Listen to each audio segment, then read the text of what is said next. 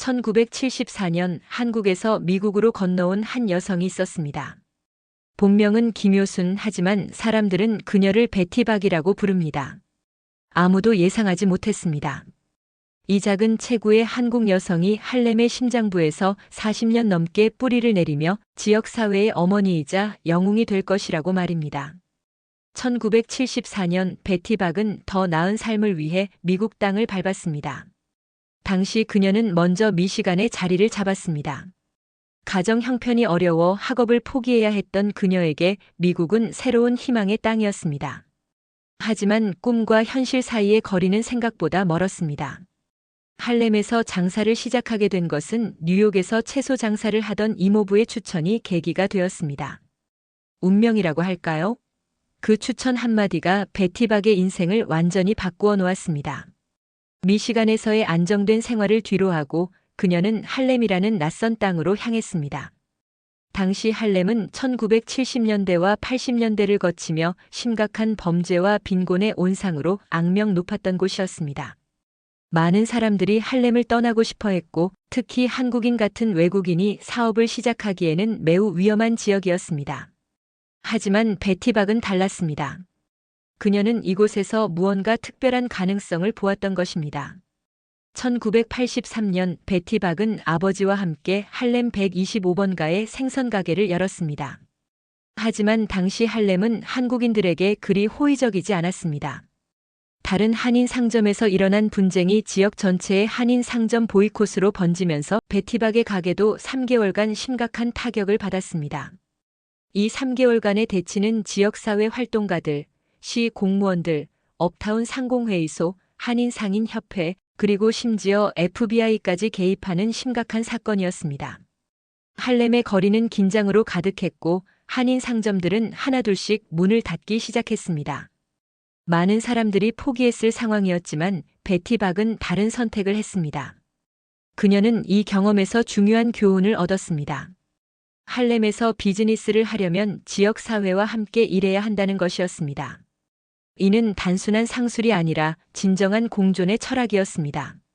이 깨달음은 베티박의 인생을 완전히 바꾸어 놓았습니다. 그녀는 할렘을 단순히 돈을 벌기 위한 장소가 아니라 자신이 뿌리를 내리고 평생을 함께할 공동체로 받아들이기로 결심했습니다. 1985년 베티박은 새로운 도전에 나섰습니다. 성경 속 하늘에서 내린 양식에서 이름을 따온 만나스를 창업한 것입니다. 이름부터가 의미심장했습니다. 하늘에서 내린 양식, 즉 굶주린 사람들에게 희망을 주는 음식을 만들겠다는 그녀의 의지가 담겨 있었습니다. 김치나 된장 대신 그녀가 선택한 것은 정통 소울푸드였습니다. 남부 출신 요리사와 협업하며 정말 남부스러운 음식을 배웠습니다. 돼지 족발부터 선지 곱창까지 모든 것을 익혔습니다. 프라이드 치킨, 콜라드 그린, 맥앤치즈, 오크테일 등을 스팀 테이블 방식으로 저렴하게 제공하기 시작했습니다. 한국 여성이 소울푸드 레스토랑을 연다고 사람들이 저를 비웃었어요. 베티박의 회상입니다. 한국 여성이 소울푸드 레스토랑을 여는 것에 대해 사람들이 비웃었어요. 소울푸드에 대해 뭘 알아? 라고 하더군요. 하지만 지금은 아무도 그런 질문을 하지 않아요. 사람들은 진짜 소울푸드를 찾아 여기로 옵니다. 놀랍게도 한국 요리와 소울푸드 사이에는 공통점이 있었습니다. 우리는 족발을 좋아하고 꼬리곰탕을 좋아하고 돼지귀, 돼지꼬리를 좋아합니다라고 베티박은 말했습니다. 한국인들이 사랑하는 재료들이 소울푸드에서도 중요한 역할을 했습니다. 심지어 매운맛을 좋아하는 취향까지 비슷했습니다. 베티박이 다른 한인 사업자들과 달랐던 점은 단순히 음식을 파는 것에 그치지 않았다는 것입니다. 그녀는 직원들을 대부분 지역 주민들로 고용했고 지역사회 업무 그룹, 교회, 할렘 경찰 채용리그에 적극적으로 참여했습니다. 10명이 넘는 직원은 모두 흑인들이었고 직원들 모두 베티박을 가족처럼 생각했습니다. 직원 데이비드는 베티는 최고예요라고 말합니다. 그녀는 우리를 보살펴주고 직원들을 위해주고 우리를 편안하게 대해줍니다라고 말했습니다. 추수감사절이면 어려운 할렘 가정들에게 칠면조 100마리를 기부했고 YMCA 방과 후 프로그램을 후원했습니다. 이런 활동들은 단순한 사회 공헌이 아니라 진정으로 지역사회의 일원이 되고자 하는 그녀의 신념에서 나온 것이었습니다. 지역사회에 들어오면 그들의 필요를 살펴봐야 합니다라고 단골 고객인 테레사 프리먼은 말합니다. 그것이 바로 좋은 비즈니스 모델입니다. 최근 KBS의 크레이지 리치 코리안에 출연한 베티 박의 모습은 더욱 감동적이었습니다. 뉴욕 할렘에서 40년째 요식업을 이어온 베티 박의 일상이 공개되었는데 실제 권총 강도 피해만 5번 믿었던 직원에게 3억 원.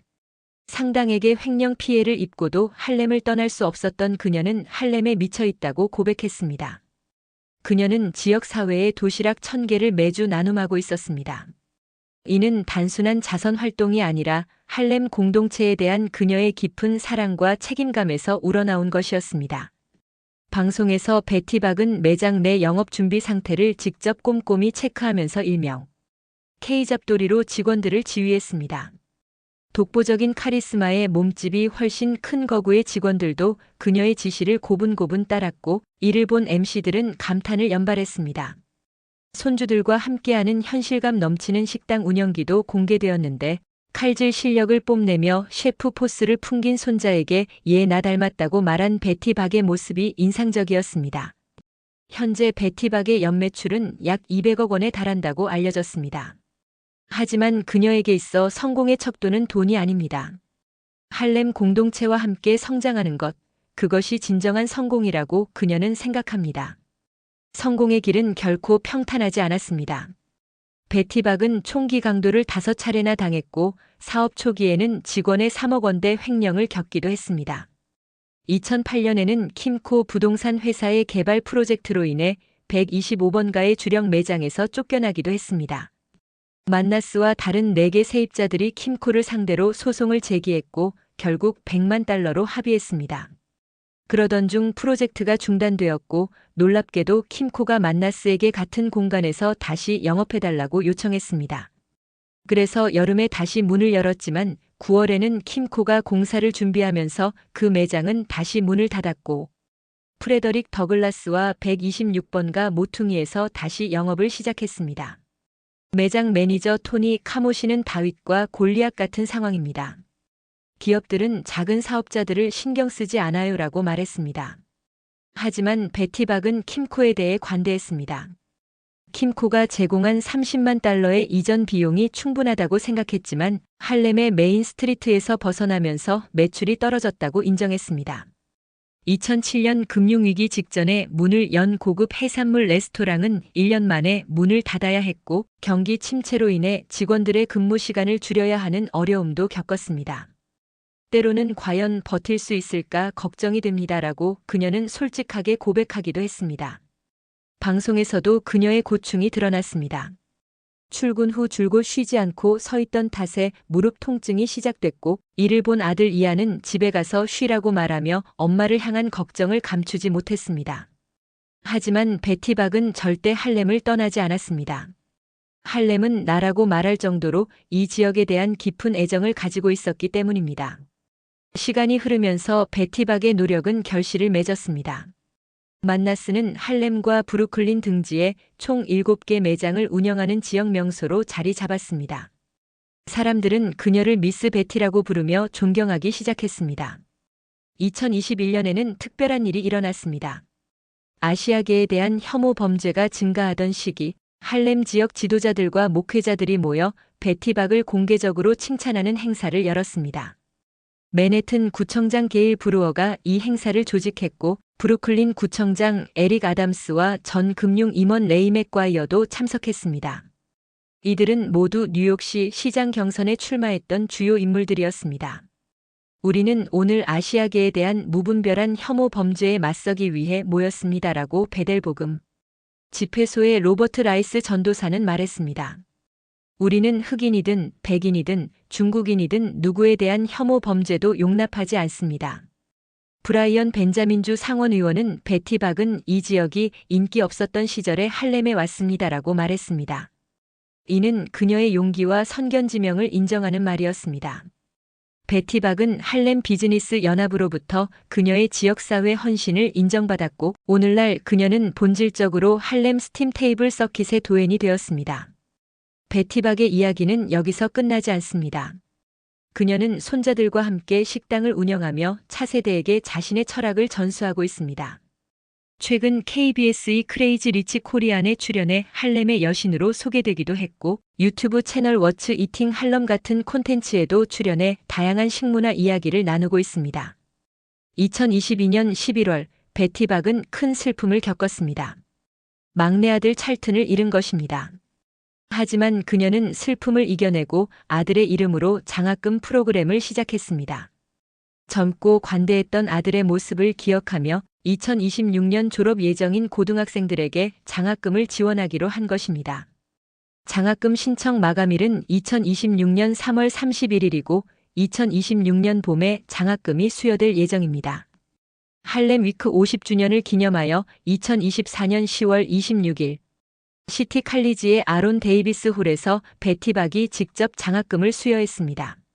지금의 할렘은 베티박이 처음 발을 들여놓았던 1980년대와는 많이 달라졌습니다. 히스패닉, 백인, 그리고 맨하탄 다운타운에서 온 음식 관광객들이 늘어나면서 인구 구성이 변화했습니다. 젠트리피케이션으로 인해 많은 소규모 사업체들이 어려움을 겪고 있습니다. 런델스의 소유주 런델 데이비스는 대부분의 레스토랑들은 패배주의적입니다. 많은 소울푸드 레스토랑들이 할렘의 변화하는 인구 구성에 적응하기를 꺼려합니다. 그들은 자신들의 단점 때문에 문을 닫고 있습니다라고 말했습니다. 제이콥 레스토랑의 총매니저 데이비드 테일러는 동네가 발전하기를 원하지 그대로 있기를 원하지 않습니다라고 말했지만 젠트리피케이션이 많은 소규모 사업체들을 망쳤다고도 인정했습니다. 하지만 베티박은 변화에 적응하면서도 자신의 정체성을 잃지 않았습니다. 여전히 정통 소울푸드를 고집하지만 샐러드 바를 추가하는 등 건강을 중시하는 트렌드에도 대응했습니다. 일부 손님들은 전통적이고 모험적인 소울푸드 메뉴인 선지곱창보다는 프라이드 치킨, 갈비, 으깬 감자 같은 대중적인 음식을 선호하게 되었지만 베티박은 이런 변화도 자연스럽게 받아들였습니다. 많은 사람들이 그걸 먹고 싶어 하지 않아요라고. 그녀는 돼지 내장을 식초와 고추로 요리한 선지곱창에 대해 말했습니다. 오늘날 만나스는 세인트 니콜라스 에비뉴 320번지와 프레더릭 더글러스 블러바드 2353번지 등에서 여전히 운영되고 있습니다. 평일은 오전 8시부터 오후 9시에서 10시까지, 주말은 오전 9시부터 오후 9시에서 10시까지 영업합니다. 무게별 가격 책정 방식은 그대로 유지되고 있으며 50여 개의 트레이에서 갓 조리된 따뜻한 음식들을 맛볼 수 있습니다. 베티박이 할렘에서 K만두 시식회를 펼치며 장사진을 이룬 장면에서는 KBS 방송에서 최고 시청률 3.6%까지 치솟았습니다. 레스토랑 안에서는 아이슬리 브라더스의 비트윈 더 스윗 같은 클래식 소울 음악이 흘러나오고 제이지, 노토리어스 B.I.G, 투팩이 샘플링했던 그 원곡들이 따뜻한 분위기를 만들어냅니다. 베티박은 여전히 계산대에서 일하고 지하 창고에서 밀가루를 나르고 으깬 감자팬을 음식 밖까지 직접 운반하며 요리사와 함께 클램 차우더의 적절한 양념에 대해 상의합니다. 그녀의 밝은 얼굴과 직원들의 하얀 유니폼과 대조되는 선명한 분홍색 스웨터는 만나스의 상징이 되었습니다. 만나스는 뷔페 스타일로 프라이드 치킨, 콜라드 그린, 맥앤치즈, 터키윙, 베이크드 연어, 크랩 케이크, 프라이드 피쉬 등을 다양하게 제공합니다. 방문객들은 나의 첫 소울푸드 경험이었는데 음식이 정말 환상적이었습니다. 상자를 골라서 뷔페에서 음식을 담고 무게로 요금을 지불하면 됩니다. 아주 간단하고 음식은 신선하고 따뜻했습니다라고 후기를 남겼습니다. 뉴욕에서 소울푸드를 맛보고 싶다면 만나스를 방문해야 합니다. 라는 격찬을 받기도 했습니다. 아폴로 극장 근처에서 우연히 발견한 방문객은 정말 좋은 소울푸드. 파운드당 6.99달러. 맛있는 선택이 많고 모든 것이 정말 맛있었습니다. 심지어 뒤쪽에는 특별히 요리해주는 해산물 메뉴도 있습니다라고 소개했습니다. 사람들은 모두 같습니다라고 베티박은 말합니다. 아버지께서 가르쳐 주신 말씀이에요. 어쨌든 그것은 좋은 비즈니스 감각이기도 합니다. 고객들을 존중하면 그들이 당신을 알게 되고 그 마음을 느끼게 됩니다. 그녀의 성공 비결은 단순히 맛있는 음식을 파는 것이 아니라 진정으로 지역사회를 사랑하고 그 일원이 되고자 했던 마음가짐에 있었습니다. 지역사회에 들어오면 그들의 필요를 살펴봐야 합니다라고 단골 고객인 테레사 프리먼은 말합니다. 그것이 바로 좋은 비즈니스 모델입니다. 현재 그녀의 직원들과 고객들은 거의 대부분이 소수 민족 출신이며 베티 박은 뉴저지에 살면서도 할렘 비즈니스 커뮤니티의 든든한 기둥이 되었습니다. 최근에 여러 가지 인종 관련 문제가 많은데 여기는 그런 것과는 전혀 상관이 없고 도리어 문제가 있었으면 사장님께서 나서서 해결하실 정도로 그런 쪽에서는 굉장히 탄탄하다고 거래처 케빈 엄은 증언합니다. 베티 박은 역경을 통해 더욱 강해졌습니다. 누구나 인생에서 힘든 시기를 겪습니다라고 그녀는 말합니다. 하지만 상황은 나아집니다. 1980년대에는 레스토랑을 여는데 5만 달러가 들었지만 지금은 약 25만 달러가 필요합니다.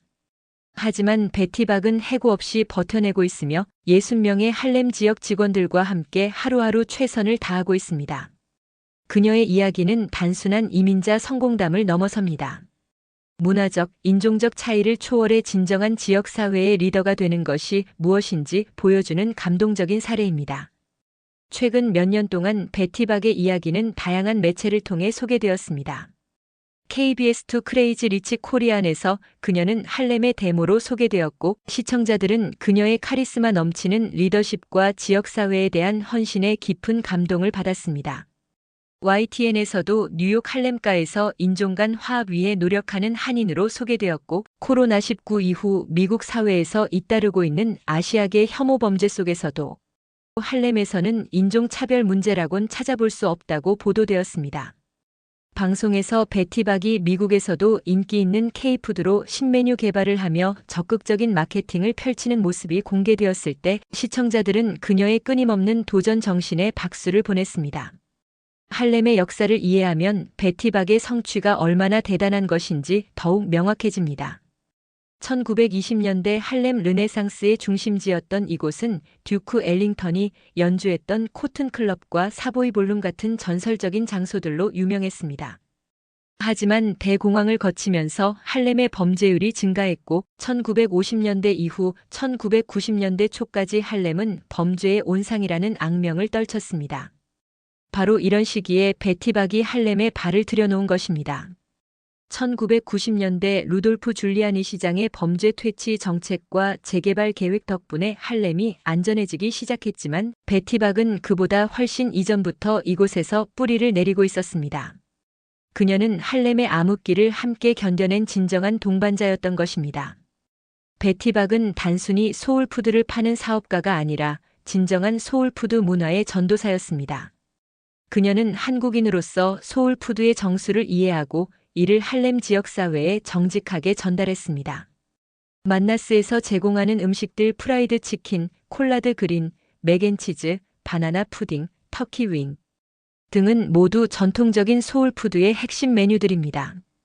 베티 박은 이런 음식들을 저렴한 가격에 신선하고 따뜻하게 제공함으로써 할렘 지역 주민들의 일상에 깊이 스며들었습니다.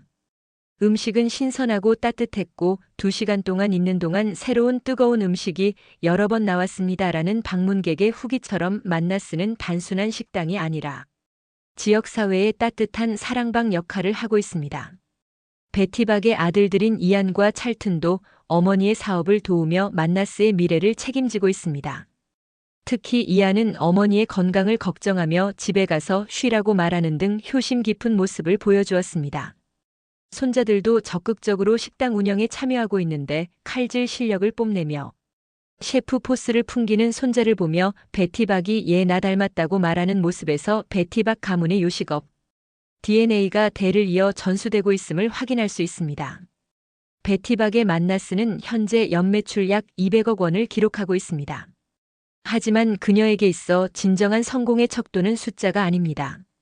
할렘 지역사회에 60명의 일자리를 제공하고 매주 1000개의 도시락을 나누며 장학금 프로그램을 통해 지역 청소년들의 교육을 지원하는 것이 그녀에게는 더 의미 있는 성과입니다.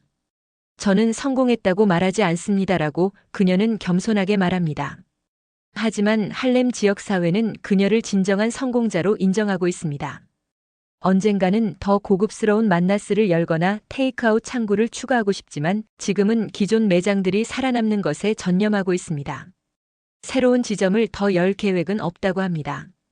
하지만 베티박의 도전은 계속됩니다. 온라인 주문 시스템을 도입하고 케이터링 서비스를 확장하며 아들 찰튼을 기리는 장학금 프로그램을 지속적으로 운영하는 등 시대의 변화에 맞춰 새로운 시도를 하고 있습니다. 할렘의 소울푸드 문화가 쇠퇴하고 있는 가운데서도 베티박의 만나스는 살아남았습니다. 런델스, 제이콥 레스토랑 같은 다른 소울푸드 레스토랑들이 변화하는 인구 구성에 적응하려고 노력하거나 어려움을 겪고 있는 동안 만나스는 독특한 위치에서 버텨내고 있습니다. 젠트리피케이션으로 인해 할렘의 풍경이 바뀌고 있지만 베티박은 변화를 두려워하지 않습니다. 오히려 변화 속에서도 자신의 정체성을 유지하면서 새로운 기회를 찾아내는 것이 그녀의 철학입니다. 베티박의 이야기는 전 세계에 흩어져 살고 있는 한인들에게 중요한 메시지를 전달합니다.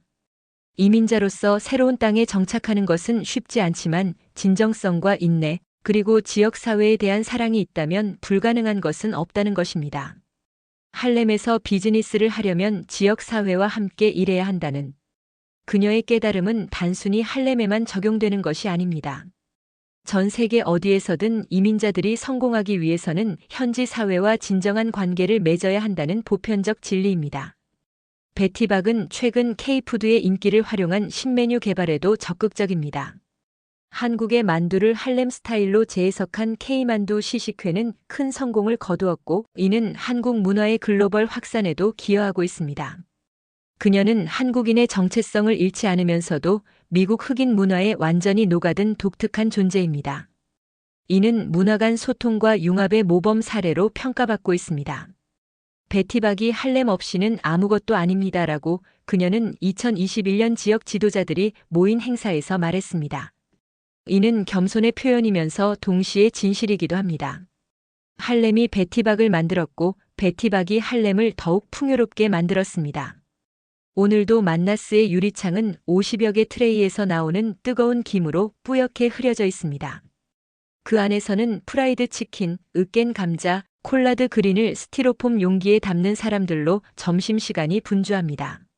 아직도 베티박은 계산대와 주방, 창고를 오가며 바쁘게 움직입니다. 그녀의 밝은 미소와 함께 말입니다. 할렘을 사랑하라, 그러면 할렘이 당신을 사랑할 것이다. 이것이 베티박이 40년간 실천해온 철학입니다. 할렘의 거리를 걷다 보면 때로는 작은 기적들을 만날 수 있습니다. 베티박과 만나스가 바로 그런 기적 중 하나입니다. 한국에서 온 작은 여성이 아메리카 흑인 문화의 심장부에서 뿌리를 내리고 지역사회의 어머니가 된 이야기. 이것은 단순한 성공담이 아니라 사랑과 인내, 그리고 진정한 공존이 무엇인지 보여주는 아름다운 이야기입니다. 베티박의 이야기는 계속됩니다. 할렘의 거리에서 만나스의 따뜻한 김이 피어오르는 그곳에서 오늘도 새로운 하루가 시작되고 있습니다. 그리고 그녀의 철학은 할렘을 넘어 전 세계로 퍼져나가고 있습니다. 사람들은 모두 같습니다. 존중하면 그들이 당신을 알게 되고 그 마음을 느끼게 됩니다. 이것이 바로 베티박이 세상에 전하고자 하는 메시지입니다. 베티박의 이민 이야기 재미있게 들으셨습니까? 시청해주셔서 감사합니다. 구독, 좋아요, 알림 설정 해주시면 큰 힘이 됩니다. 다음 시간에 다시 찾아뵙겠습니다.